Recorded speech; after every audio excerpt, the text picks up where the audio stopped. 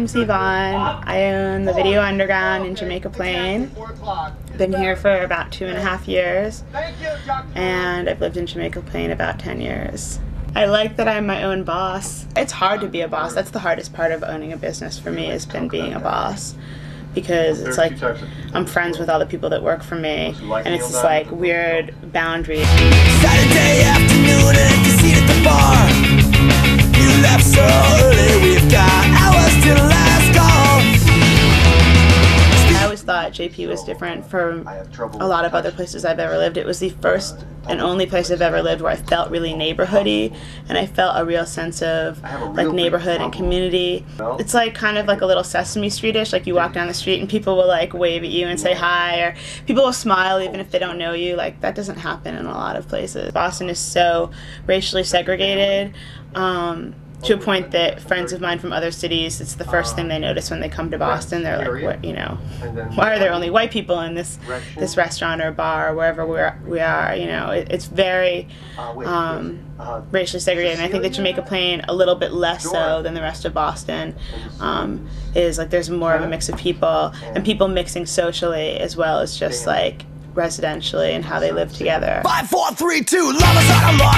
Walking through the park, but it isn't being out to talk around here. I felt like somebody died after the election. I was like really like honestly like in the heart, like in the pit of my body, just depressed. It was really sad. I felt like, I mean, as opposed to the last election when there were so many questions about, you know, George Bush really didn't win.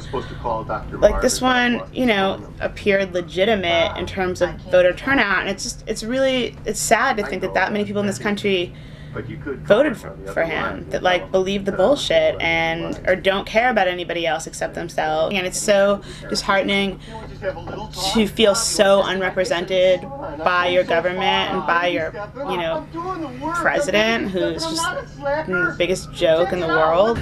It would be hard for me just to not say like, you're a fucking idiot, like you're a selfish individual, like who has no concept of the wider world around them.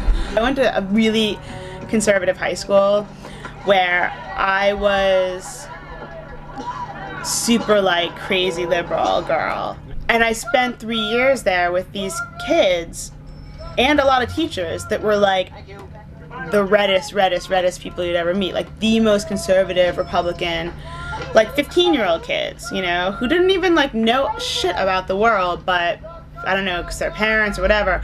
It was right when I went to high school. It was when we went to war with Iraq, and I mean, people, the day that we went to war, people were running around school being like, "Yeah, we went to war with Iraq. They're all gonna die, motherfuckers!" You know, and like cheering about it. These guys were happy that we were going to war.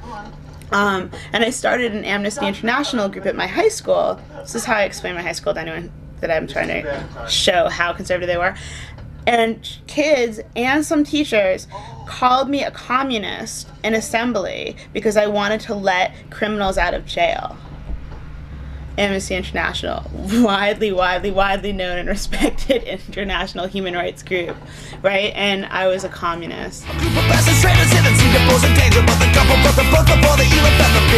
only instigation was a different pigmentation. Now the bottle cuts deep and the blood flows red. Not at all. In fact, when I see people like you're going on like online Friendster or whatever, and you see people write about themselves and they're like, I'm an optimist, I'll like immediately like turn the page and look at someone else. I think sometimes people that you love are people that inspire you. Like the faith that they have in you, like and allows you to have maybe like a sliver more faith in yourself. Elitist. And what else? No, just you have to promise me that you will. Like stratified. Why you gotta go to the punk rock shows with the hatred in the air? You know the love can never grow. Violence takes you by surprise and puts you. My cats. Cause I'm like a pathetic cat lady. She thinks it makes her strong. Never really down with all the racist shit.